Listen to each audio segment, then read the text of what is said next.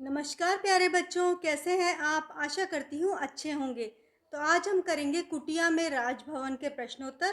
शुरू करने से पहले आपसे गुजारिश है, मेरे चैनल को सब्सक्राइब करें, शेयर करें और लास्ट में कमेंट लिखना ना भूलें।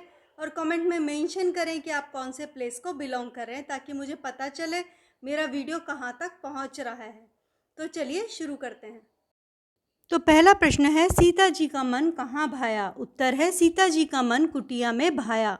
दूसरा प्रश्न, सीता जी के प्राणेश कौन थे?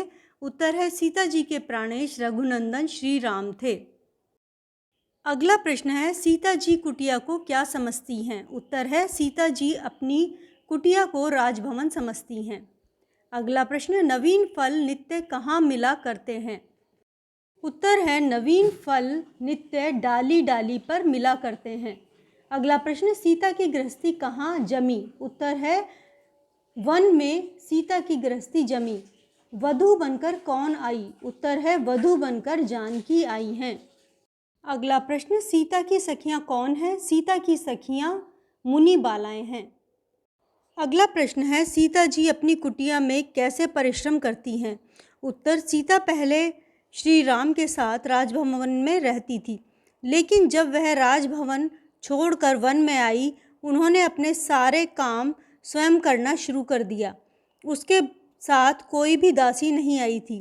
वह भी श्री राम और देवर लक्ष्मण के साथ इस कुटिया में आई थी। अब वह अपने सारे काम जैसे भोजन पकाना, कुटिया की सफाई, पानी लाना तथा अन्य काम स्वयं करती थी। इससे वह स्वयं में पूर्ण होने लगी थी। अगला प्रश्न है, सीता जी प्राकृतिक सौंदर्य के बारे में क्या कहती हैं? सीता राजभवन छोड़कर श्री राम और लक्ष्मण सहित वन में आकर रहने लगी। इसके बारे में सीता जी कहती हैं कि मुझे प्रकृति में रहने का, वहाँ पर घूमने फिरने का मौका मिला है। यह मेरा सौभाग्य है। यहाँ की शुद्ध हवा, पशु पक्षियों की चहचहाहट, यह सब मेरे मन को उत्साहित कर देती है। ऐसा लगता है कि मैं किसी राजभवन में ही हूँ।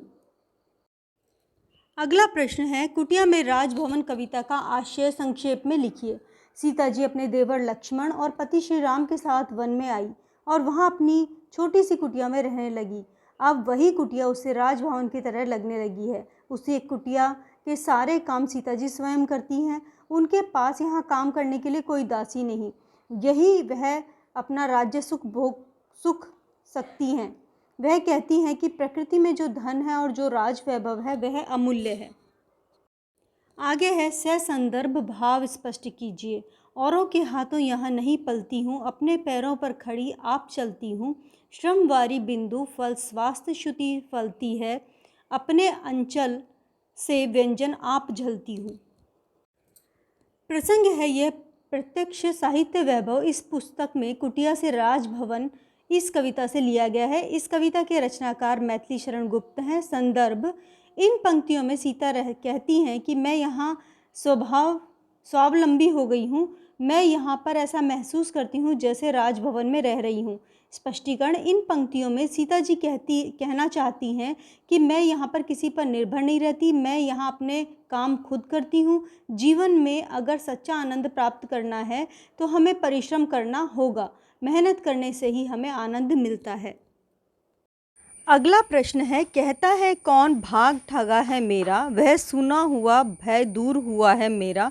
कुछ करने में हाथ लगा है मेरा, वन में तो गृहस्थ जगह है मेरा। प्रसंग, यह पंक्ति साहित्य वैभव पुस्तक से कुटिया से राजभवन इस कविता से लिया गया है। इस कविता के रचनाकार मैथिली शरण गुप्त हैं। संदर्भ, जब से सीता जी श्री राम और लक्ष्मण के साथ वन में आई हैं, तब से बहुत ही साधारण लोगों की तरह जी रही हैं। इसके लिए वह खुद को सौभाग्यवान मानती हैं। स्पष्टीकरण, सीता जी कुटिया में रहकर भी आनंदित हैं। उन्हें बार बार राजभवन में रहने का आनंद मिल रहा है। वह कहती हैं, कौन कहता है मेरा भाग्य ठगा गया है। यहाँ पर किसी भी चीज़ का भय नहीं लगता। हर वक्त किसी न किसी काम में मन लगा रहता है। वन में रहते हुए भी वह